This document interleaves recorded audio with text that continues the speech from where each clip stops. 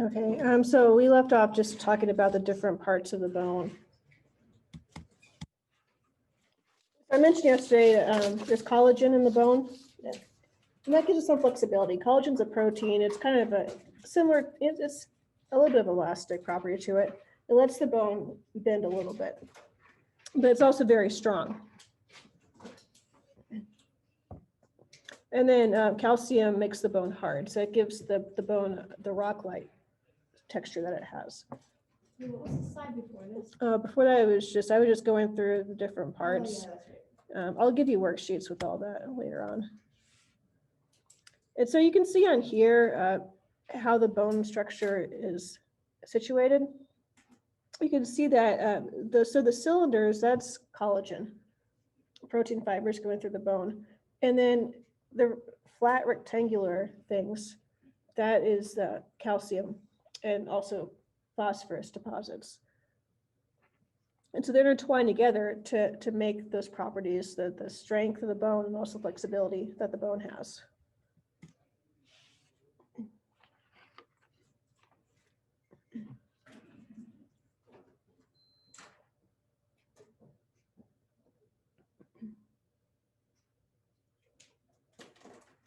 When you're younger, you have a lot more collagen in your bones, and that makes your bones a lot more flexible.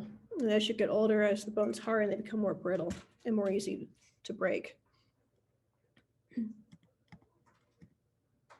For a baby, especially a baby in the womb, they really have almost no bone. It's really all cartilage. So they're incredibly flexible. They don't have much strength in their bones.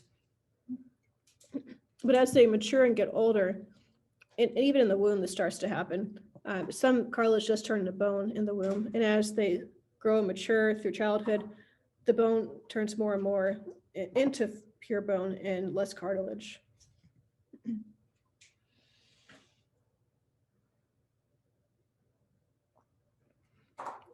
So even in a preschool age child, most of the bone is actually bone and not much cartilage. It's usually just when they're in their womb that the majority of the bone is cartilage.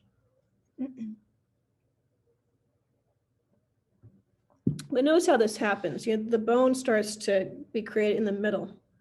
So on the ends of the bone, you have all cartilage. It's only in the middle that you have actual bone.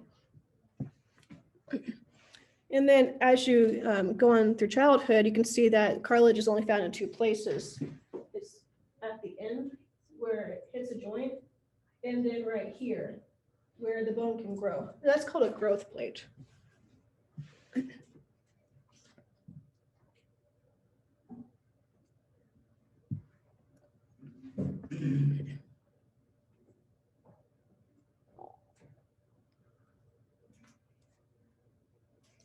Does everybody have these down? So this formation of bone from cartilage is ossification. And the hyaline cartilage acts like a model to tell the bone where to grow.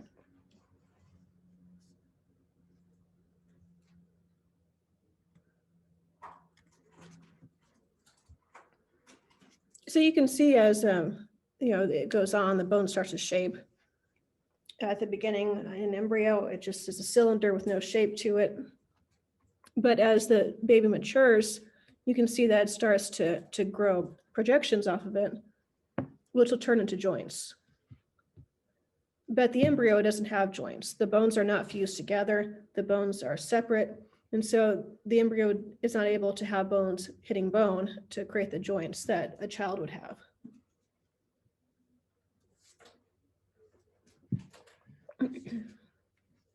So growth plates are always at the end of the bone.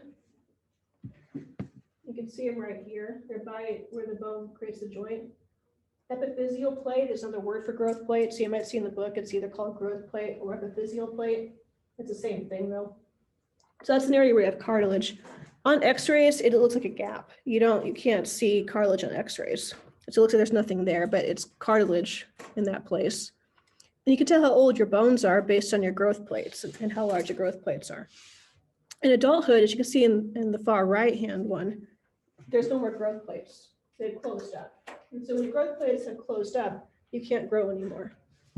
But as long as you have growth plates, you still are able to grow.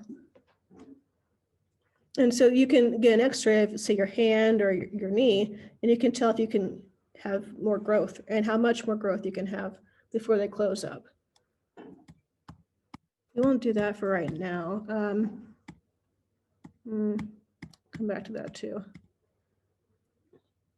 I just wanted to show you this for right now, just what growth plates look like. We'll come back to that later, but on the x-ray, if you see a gap between the bones, that's a growth plate right there. So it looks like there's nothing there, but that is where the cartilage is. So that's in the knee. So you can write down, and we didn't really talk about this right now, though. Actually, don't even write that down. We'll come back to that later. I just want to show you the x-rays for right now. We'll come back to the slides later. So just look at the x-rays. We'll come back to the notes. But you can see in the bottom picture, the age of a person, 3 years old on the left-hand side. There's a lot more gaps between the finger bones. You compare a 3-year-old to 6-year-old, and you can see that there's this space right here, and that's where cartilage is. Then a 6-year-old, you can see that it's starting to close up.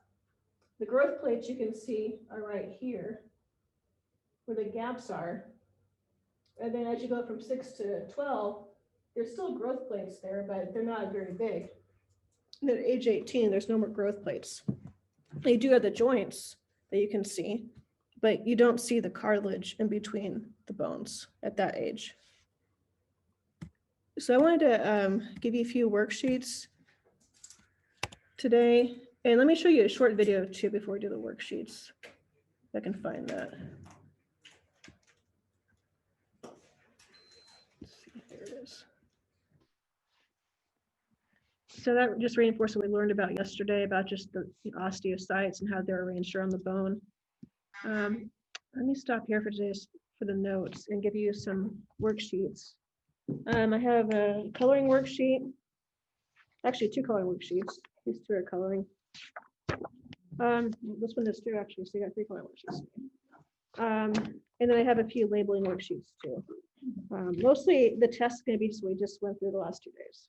That's pretty much all the test is. Tomorrow we're going to do a few more notes, but mostly we'll just be doing labs for the rest of the week. So there isn't much more to cover after today.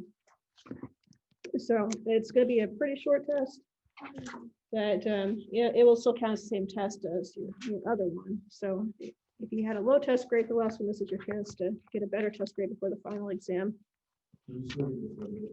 Yes, I'll get it to you on Monday.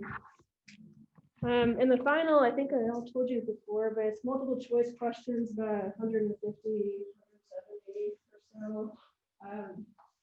And it won't be the same exact questions as your other chapter tests. It will be similar, but it won't be the same exact questions. So you do want to do your study guides that gave you chapter tests. You don't want to just study your own chapter tests. They can help you, but it won't be anything you have to know for your. So I'm passing out 3 coloring worksheets right now. And there's 3 labeling worksheets that also go like that one.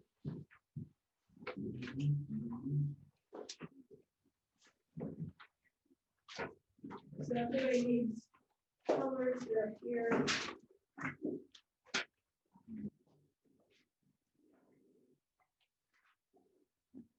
I wanted to show you just the different kinds of bones. I think I mentioned this right to you, but you can see spongy bone and compact bone here. So if you want to look at these, they're up here as well.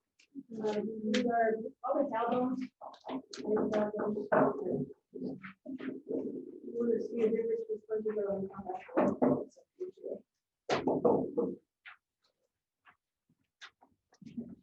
So make sure you have a total of 6 worksheets. There's 3 coloring and 3 labeling worksheets.